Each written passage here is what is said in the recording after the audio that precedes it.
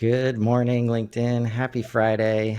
Got a special guest today for a Let's Build episode that has been on my list for at least 3 months. Talking self-service websites today with my good friend Connor DeLaney. How you doing, man? I'm good, Chris. I'm excited to be here. What a build up. 3 months. Finally here. Yeah. I mean, I've kind of been like, I haven't called it self-service yet, but I'm Sure. constantly talking about, B2B order portals and Sure. how are we leveraging that power of HubSpot? Like, Yeah. basically any data you put in, you can feed right back Hmm. to the websites when you're using the CMS. And uh, it's a beautiful thing. But sometimes you need like, you should know what kind of data and like why you're putting Yeah. stuff back on the website and relate it to that experience. So awesome to talk to you today because this, of course, comes from you know the impact philosophy and Marcus Sheridan, and they ask you answer like, how do we recreate the sales process, the sales experience on a website, not to necessarily replace all of the super valuable, human to human interaction, but knowing that customers are asking for this stuff, Yeah. finding a way to give it to them at all costs is a good idea. Yeah. So as you guys let up, there's been various ways that you talked about they ask you answer and the different presentations, and now we're at just to bring everybody in the loop, we've got this self-service page that you guys recently did. So Mhm. what was going on that led to this kind of focus Yeah. So here? for several years, Chris, we've had the concept of a self-scheduling tool where you can actually book an appointment with someone is something that like HubSpot's had for a long time, and other tools like a Calendly have been around. But what we found just holistically is now more than ever, customers want to be able to access information and really like make buying decisions more and more without having to interact with someone. And it goes, e-commerce is one example where you can add to cart and buy without ever having to interact with anybody. But what we found is there's more to it than just a shop experience or an add to cart function. Customers want to make buying decisions, meaning they want to better understand what they're trying to purchase. They want to go through more of the buying cycle than they ever have before.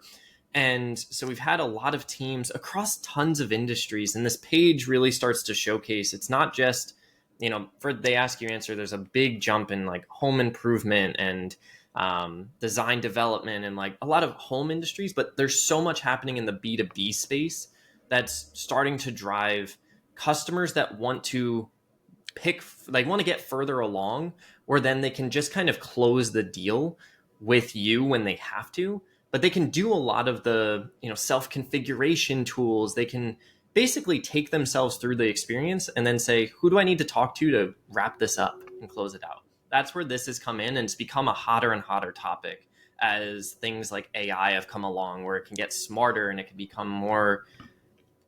can be more self sufficient in that way too. Yeah, and that's where like the understanding of the journey, Yeah. um because there's like anything else, like any tactic, Mhm. like there's a very effective, efficient, sustainable way to do things like this, Sure. and there's not so much those things ways. Like, so you think about, but I give credit to the people who have even allowed for this, even if it's like a Mhm. download, this PDF and fill in the blanks, send it to us, and now I'm still engaging you in the process, Yeah. right? Instead of just saying like, we got to have a call, Right. right? Um, but those are the things, like when we've talked about this in the past, those ways of doing it are very, very, manual and Mhm. burdensome.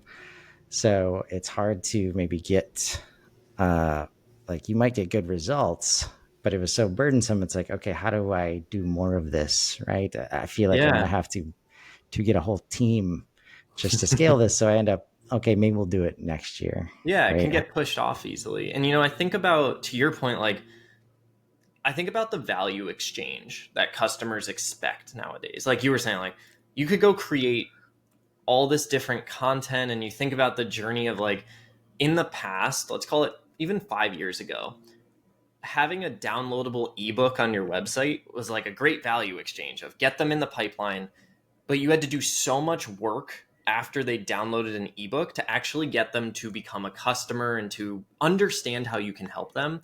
For most industries, there were a handful where it was like an ebook was pretty much like buying from us. Most of them were not.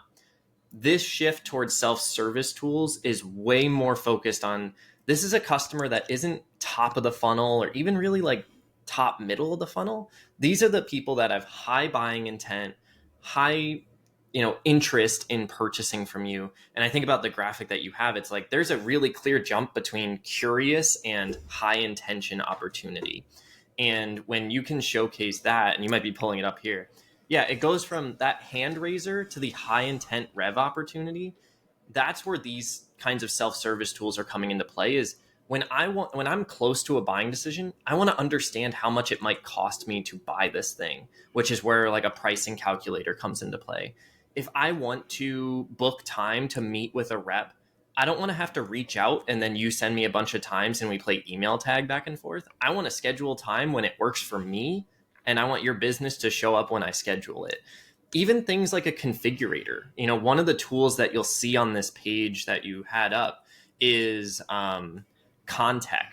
So they created this mop builder for a self configurator tool where you can actually build for, like, imagine in hospitals, they have to clean different things in different ways. You have to build basically this kit of all the different cleaning materials you need. They can actually build this out and get an idea of how much it's going to cost, some things to factor in. For a lot of customers, they may not know everything that you need to build what you have. So they built this tool called the Mop Selector tool that's focused on, here's all these different components you probably need to think about. And then at the end, it says, this would be perfect for your project.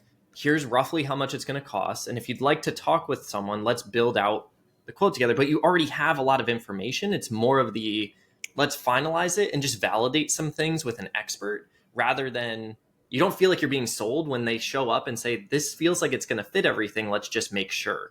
You're lowering that guard, but also giving them a ton of control into how they actually pick the thing that they'll need. Yeah. No, I love that. Because what I was going to highlight is the challenge I've had, Yeah. in bringing this into the organization is um, the dissonance between this phrase, Mm-hmm. empower buyers, Yeah. and seller free. Yeah. Doesn't always go over well, but I think when we, because it very much relates to concepts that everybody can get on board with. Like Mm-hmm. if we make the goals, make it easier to do business with us, Yeah. and make it easier to be successful with our products, now all these tools start to make sense. Right. And in that same way, understanding how the teams work together, like marketing's role, no longer to get leads, but let's say if they're doing their job of convincing buyers, Mm-hmm. right now, the sales guy is not doing any selling. So seller free is, you don't have to sell to them at this point. You're just helping them buy, Right. right? That's And the in key. those cases, like, what's been interesting is, like, as soon as you go this route, they think about like Amazon and like, oh, I've lost Mm-hmm. all control.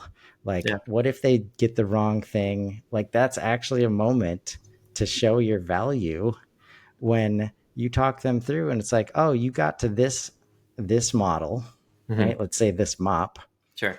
but I thought, like, based on the other information you provided, I'm not sure if that's the right one for you, Right. right? Or like, just because they own that part of the process doesn't mean they always buy that exact thing, Right. right?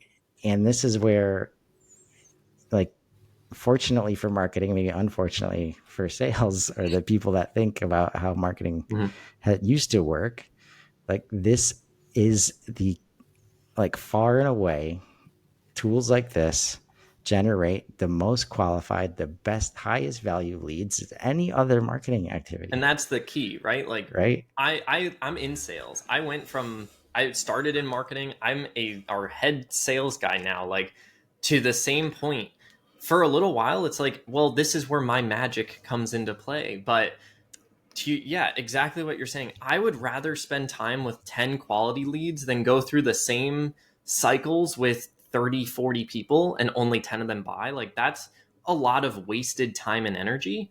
These tools are just as good at giving you quality leads as helping to disqualify the people that were never going to buy from you anyway.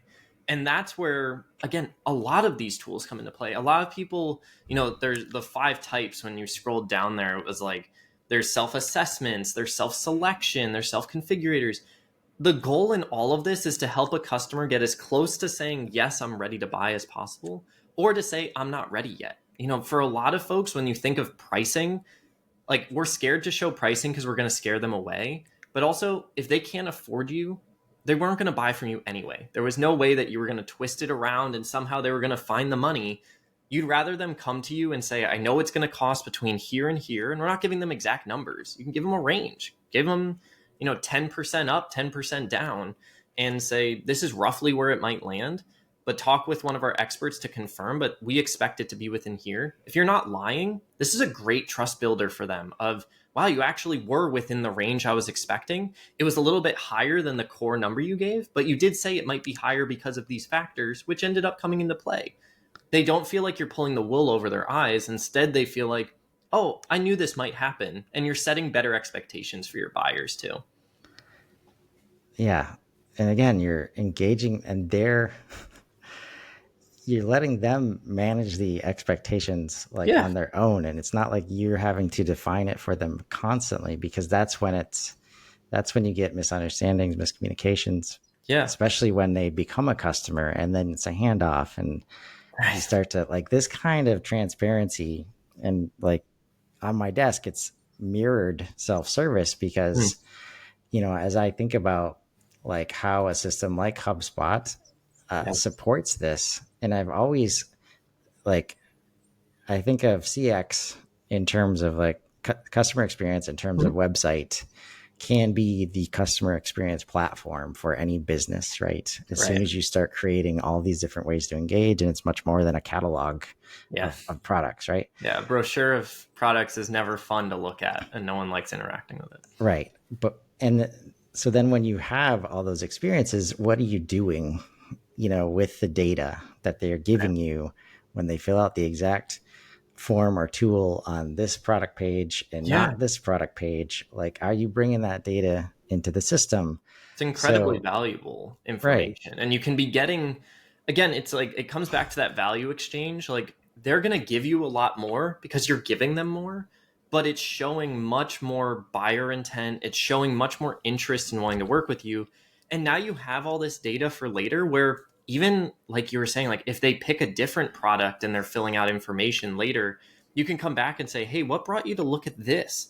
And it might expose a whole different set, like a whole different problem set that you can also help solve for, because you have all this information that they were filling out at the time when they were just checking it out. It could be, we've seen tools where it's 6 months later they filled out this self assessment tool, perhaps. Then they come back and we say, what was going on that 6 months ago? Have 6 months of potential data that they can then speak to and say, this is what's changed. This is how my buying situation has shifted. You have all that information, and it's not the creepy, oh my god, you can see everything, because they gave you that information and you're just starting a conversation with it, and you're just driving better buying decisions later on, which again is what we all want. Happy customers lead to more buying and more customers, so that's what we want to lean into here. Yeah. And as you're talking about it out loud, it's like, this is basically the opposite of trying to buy a tool that is de-anonymizing Ooh. visitors coming to your website, where you think that is some kind of valuable data. Uh, and maybe with enough data, like you can see trends and things like Yeah. that. Oh But the yeah. You last thing get you this should be at doing, scale, yeah, huge information. Because then, it's like these kinds of tools aren't set it and forget it tools either. Whether it's an assessment or a configurator, like, you should always be tweaking these things too. Like your buying expectations are going to change. The kind of information that you need. We had, I don't remember which tool it was, and I wish I had a better example because it's probably one of these on here. Of There was a team that put a set of questions in there, and they ended up scrapping it because they realized it was actually leading the customers down the wrong side, and they switched it for another question set of sorts, and it led to much more valuable data. But that was because they were finding anyone that was clicking here was actually not being directed exactly where they thought they were going to be, or it was just giving you information that you realized maybe if we get them down this route, they probably aren't a good fit for us. I think that was more the story of, but we were presenting them like this would be great when really it probably wasn't. And so they shifted it. That's the key with all these tools, is it's just helping you recognize gaps in your buying decision too. Like, it's the hardest part when we go build these tools for teams, Chris. The thing that always happens is we do what we call, and I'm not trying to pitch, I'm just trying to explain the process. So forgive me if it sounds like I'm trying to sell it, but we do a strategy session before we build anything. And it's basically 3 hours of ripping your sales process apart and saying, Yep. what else could you need here? Whether it's for, buying windows or building mops, we go through and we basically just map this out, and we try to poke as many holes as possible, because it's very rare that a company actually has it all thought out in one go. It usually requires a lot of experimentation and practice, because your customers are going to have one expectation and you're going to have another because of the curse of knowledge in your industry. But your customers have to expect it differently. So it's so many people get involved, not because we want to fill the kitchen, but because a salesperson is going to see it different than a CEO who thinks that they have it all figured out. So you got to get the right people in the room as you start looking at tools like these too. Yeah, for sure. And like, so much, like, as you digitize, like, it's for me, Mm-hmm. it's like this is the gap between digital transformation and our paper processes, our verbal processes. So much happens verbally, like, Mm-hmm. whether it's intentional or documented or not, there is a Yeah. process, right? Right. And if you've had nothing between lead and salesperson and close, and none of that's like happening visibly, Mm-hmm. there's a lot of people interacting together in those moments that if you don't involve all of them, it's very easy, to maybe go the wrong direction here. Yeah. And that's why, like, uh, and ultimately it's the difference between leads as a goal Mm-hmm. and like qualified opportunities and qualified, highly qualified buyers as a goal. Because, if we say leads are the goal and we look at this, what is it like? So you got 13 step Yeah. process here. Right. Marketers who are looking for leads are going to freak out, and they will never like think that this is a viable tactic, right? But when Yeah. we look here, like, seller free is often misunderstood as friction free, right? Mm-hmm. Or friction free, we just got to make it easy. Like, that doesn't mean, like, this is an example of good friction, Right. where Yeah. if they That's don't, a really good way of putting it. Friction has a very negative connotation to it. Of friction means bad. Friction means butting heads at each other and no one's going to give. But you don't want to make it so easy that anyone can do it, because there's what maybe Amazon is the example of, like, there's very few businesses in the world that can service anybody. And usually you're more niche down or more specific than you think you are. As much as our company would love to say we could help anyone to implement the They Ask You Answer framework, there are people that are good fits for us and there are people who are not. And as you learn that, you realize I do need to have some friction, because I don't want to talk to everyone. I want to talk to people who are a good fit and that are willing to do the 13 steps in there. But if someone fills that out, Chris, how high on your list should they be? They should be number freaking one. Of if they take the time to fill this out. And again, these steps, they probably take 5, maybe 10 minutes total to fill out. But 5 to 10 minutes nowadays is a whole lot of investment for people. But if they do that, that pretty much tells you that they probably have the ability to make a buying decision that day. So you should be reaching out to them first thing. And that's yeah, where a lot of teams like Context see it. Of As soon as that lead comes through and they filled out this assessment tool, yeah, we've got to get in touch with them because they clearly are interested and looking right now. Yeah. And that's where like this is like there's so many like tire kicker versus interested, Yeah, yeah. moments. Whereas I could see like, well, a tire kicker could easily put an email address and click a button. Mm-hmm. When they see a 13-step process, they're Right. not going to engage. And that's okay, because if it's not happening here, then it's happening on the direct call, with Right. the sales team. That's where the Right. friction is. And that's where it's guaranteed to be bad friction for Yeah. both parties on the call, Frustrating on right? both sides, 100%. Chris, there's a in the if you scroll down to the self-selection tool example, it'll say ATS, that one there.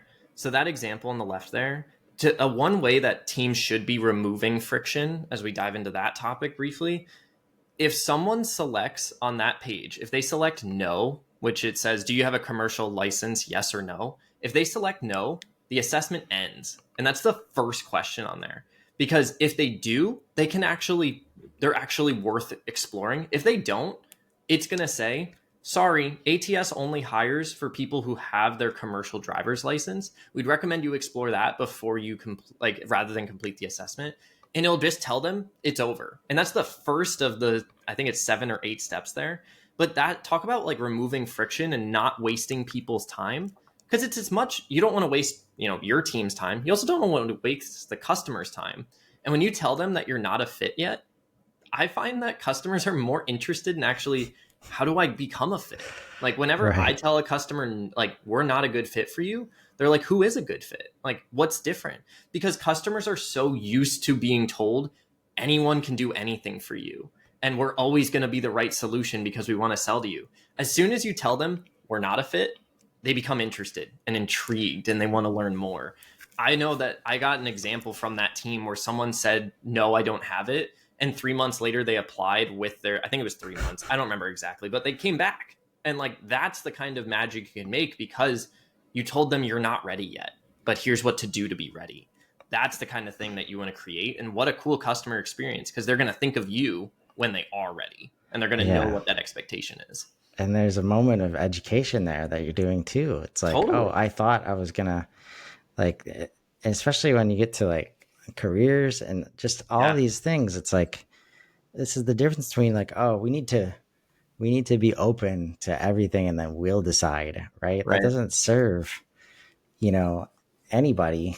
And yeah, this is such a powerful activity. I just had an example pass through my mind, but the power of fit Mhm. versus not fit. Um, it's just you just got to embrace that and Yeah. understand like the value of figuring that out as soon as possible, Mm-hmm. right? But also not saying like get out of here, Right. right? You don't have Sharing to be rude about it, resources, but just right? guide them into the direction and be willing to give them the alternative and say, look, while we may not be able to help you, here's some options that may get you along the right path. When you become that voice of truth and that trusted voice for them, that's when people start to remember you and say, I actually have a friend that would probably be a better fit. I've had that with a couple of teams. I spoke with a team out in Greece the other day, of all people, and they do like custom development. And as we were chatting, I brought up like, hey, right now we're just not going to be a fit. They're like a growing team, and they're excited about doing some of the work, but it just wasn't the right time for us to work together. And they mentioned, hey, there's another team that we work with, one of our clients that might actually be a decent fit for you guys. Let's talk to them. And there's going to be an introduction, other things. But because I set that expectation, they were willing to say, oh, that's really helpful. Thanks. And we're going to keep that relationship going. But they're really interested in like, now I get it. And there's usually clarity that's given that most people wouldn't be willing to give. Yeah. And this is the jump from, well, we want to create, very clear fit expectations. Right. We also want to be known as the number one resource, like in Mm-hmm. the space, which Yeah. means there's going to be people that are not fits with questions. And if we can answer them effectively, like the chances that they do come back at some point or tell somebody else, like Yeah. it's just, that's what it takes to be the number one resource. So Right. finding that balance and basically accepting, if I want this space to know me as the place to go, Right. right, I've got to be able to deal with this stuff Yeah. effectively. Yeah. And Address the topics people don't want to address. And then in that same token, as we mentioned seller free earlier, like also be able to sell differently than people have sold before. I would bet that 99% of people watching this sell like most other people. And even if they say they have the secret sauce, it's like, yes. And I bet if I talk to three other companies, it's going to sound pretty similar. You put something like this in place, this is a public facing version of that, of you have to stick to this, because if you, and you know, it becomes one of those things like, this is the great equilibrium of, you can't sell differently, because as soon as you say something different than this, now you're contradicting yourself, because this is the thing anyone could go do. Now you're talking to a salesperson that says otherwise. That's not a good factor. yeah, And it's not going to help you close, because you don't look good when you say, you don't need to listen to that, listen to the expert, me.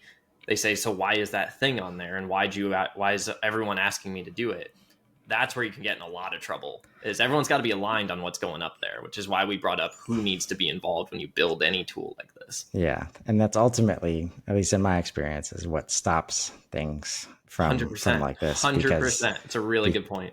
because we like to live in our lack of transparency worlds when Oh, it yeah. relates to pricing. And just let me, the sales guy, I'm the one that knows how to, figure out how to win this situation. Right. So as soon I've as we been here mention 100 times. I can guess. pricing or any kind of details on the website, and it's like, oh, we gotta commit to that. It's Mm-hmm. like, well, you just talked about it in our management meeting about how great we are because of that thing. You tell me we can't, but like, what are we talking about here? Right. Right. Right. 100%. Yeah. So as you guys have rolled this out, any surprise, I know it hasn't been very long, but any kind of surprises or any kind of interesting points, like as this hopefully gets more exposure? Yeah, I would say, there's two big things that have happened since we brought this out. I think for a lot of people, when they've talked to Impact about these different tools, it's opened up what self-service means and self-selection means. For a lot of people, they think they ask you answers very much like pricing transparency. A lot of people think of pricing calculators, but there's all these different facets of a customer experience that you can self-configure. Things like self-assessments, not enough people really focus on those, or on self-configurators, because there's a lot of teams that what we sell is complicated. And I would say this is actually probably the biggest one that's come up, of when people talk about configurators, it's like, how do we put together all these different, we have 20 different products. How do we package it all together? People haven't thought of a configurator tool before, because they say with pricing, so this is where that contradiction is like, we can't give them the pricing because there's so many different options. But it's like, what if you help them configure their own options and give them an idea? And it's like, oh, so maybe we just have them pick and choose things, because we already know, like, unless you've never sold it before, you have an idea of what it's going to cost, at least a range. That would be one big one, is people are just thinking about self-selection differently. Yeah. The second one is people are realizing they need to be more forthcoming with information than they have before. And like we were talking about earlier, like I use that ebook example all the time, because 3 to 5 years ago, that was looked at as like everyone should have downloadable content. And I agree to an extent, but those have kind of become, not to say mainstream, but if an ebook is less likely to be digested than it used to be, I think that's fair to say. Yeah. This is now more, this helps the business more, because it's more about a sales focused initiative. And it's becoming more clear, if we give them this information, they will give us the information. Again, I think you had said it right before we were hopping on, like the value exchange has changed. The tier of expectation is higher, but also if someone fills out this tool, they're going to give you more information, because right at the end you can say, hey, we're going to send you the assessment and everything you put together. You just need a few pieces of information. They're itching to get that data that they Yeah. want, and we're itching to get their data, so we can keep that conversation going. It's kind of raised the bar, but also it's lowered like the pain threshold of, oh my gosh, I have to give more than my name and my email. But also, I just built this whole thing. I want to know what my assessment is. I want to know what my quote was. So I'm going to give them, all right, here's like my location, like where I live. If it's a, if it's a windows or like a siding tool, I'm going to give them where I live and what like income things and all that other stuff. You give them a little more because I'm getting a little more too. So those would be Yeah. the big two, Chris. Yeah. No, that makes sense because that's really this buyer's journey where we expect Mm-hmm. uh, to the minute almost engagement throughout the process, Right. personalized. If I gave you any bit of information and then in the next step or two or three, I know you're not using that information, Right. like that's unacceptable because of our B2C and what we're experiencing in personal lives. Right. Right.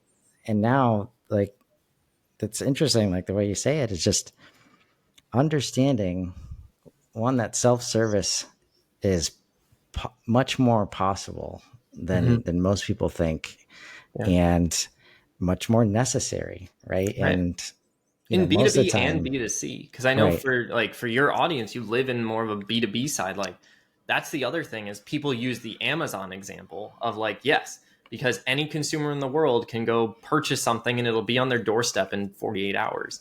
But B2B, like B2C tends to be the front runner of this, but B2B is catching up. Like Yeah, I would say more than ever, these kinds of tools, like if you get it done now, you look back 6 months, maybe a year from now, a lot of B2B companies are going to have these kinds of tools. So you need to be ahead of the game.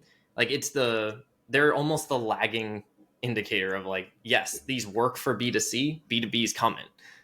So companies got to get ahead and have these kinds of tools there because it is how people buy. But we follow our consumer trends, follow our business trends. right.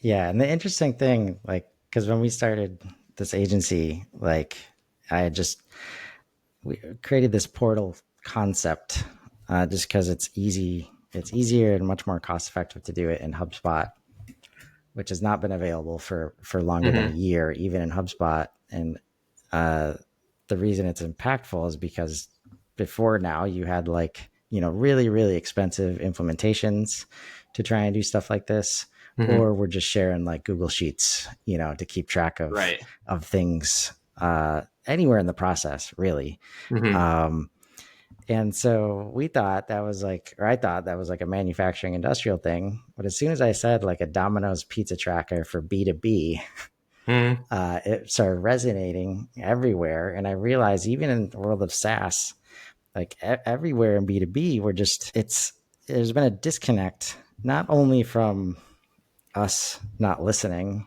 to what the customers want, but also some of this stuff, like you have to teach your audience, like this is how you use this is why you want to use a Yeah. self-service calculator for your B2B, like because people aren't used to it, so they don't necessarily ask for it. Yeah. What happens is they call you more and they email you more because they want to be engaged much more than ever before.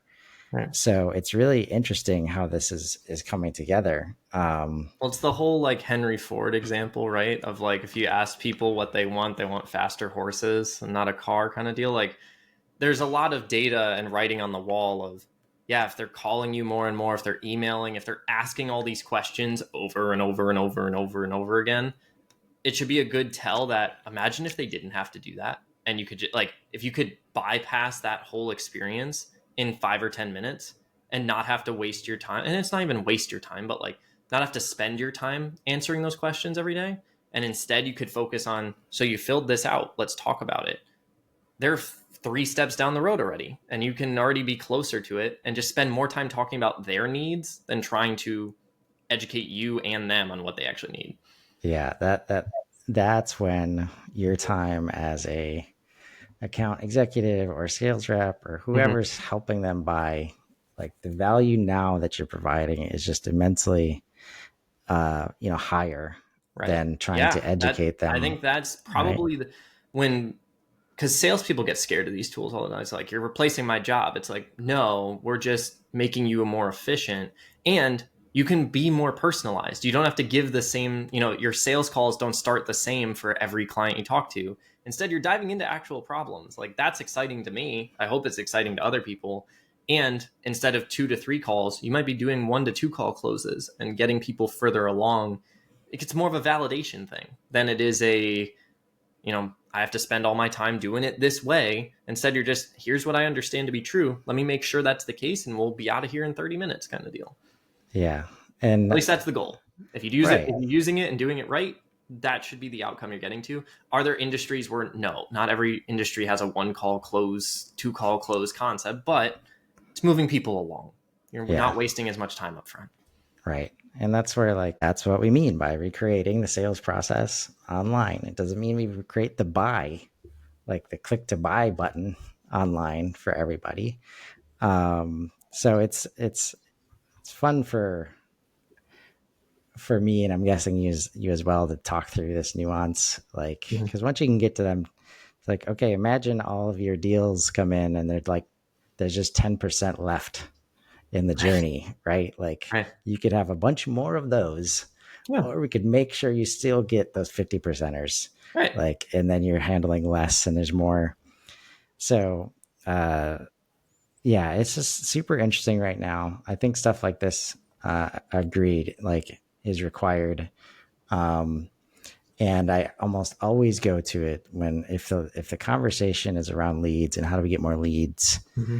like, the old ways, if they ever worked, they work less now than ever before. Even That's right. Google is going away, from an SEO and ads perspective. Like, AI, how is that becoming involved? And by Mm-hmm. the way, like, being able to collect data Yeah. like this is going to be, I'm sure I know we're just scratching the surface, but the kind of things that will be available to you as an organization, knowing Mm-hmm. exactly which decisions and answers people are giving in various situations, Right. it's going to be very, very powerful. So that's where the key is, like, make sure you have an organized way to collect this data Right. in a way that's not so burdensome. Because I'm reminded of, like, customer feedback surveys that, Mm-hmm. companies send out. And even when you get a ton of engagement, if the only way to manage that data is through, like, this ridiculous spreadsheet, your team's never doing that again. Right. But, like, Yeah. What a it takes you headache it so becomes. long to get to the value of the thing. So Right. self-service on both sides. And that's why I think about, like, customer experience website, RevOps foundation, those should be working together, Yeah. like, constantly. And if you can do that, that's when you achieve, these customer experiences that you hear about and that you want. Like, I Yeah. know all of you leaders want experiences like that. Now it's back to what we said before.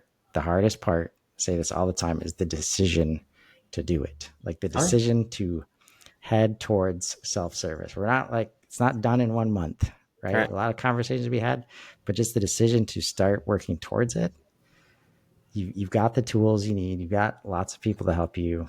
You know, it's possible now. It's Right. easier than ever. So 100%. Agreed. this has been awesome, man. I'm Yeah. excited to see you guys really lean into this. Uh, I think it's a great bridge from, like, the they ask you answer, philosophy, to really, like, I guess it's kind of the next step from, like, just creating content about the questions, and now creating actionable, Mhm. things through the rest of the process. Uh, 100%. this is powerful stuff, man. Absolutely. Yeah. And the data piece is a big component of it. And it's not, some people look at it of like trying to stay ahead of the game, but like this is what buyers want. It's not what like businesses get data, but that's the end state because we're helping customers get the information they want. Like that's the key. It's not just us trying to get emails and trying to get names. It's trying to give something of value that customers say, I'm willing to give up my stuff because it is an exchange. It's a transaction that happens. But when they're there, give them more information and you'll get it too. Yeah, and that's where, if there is a true value exchange happening, they will give you Yeah. information. Yeah.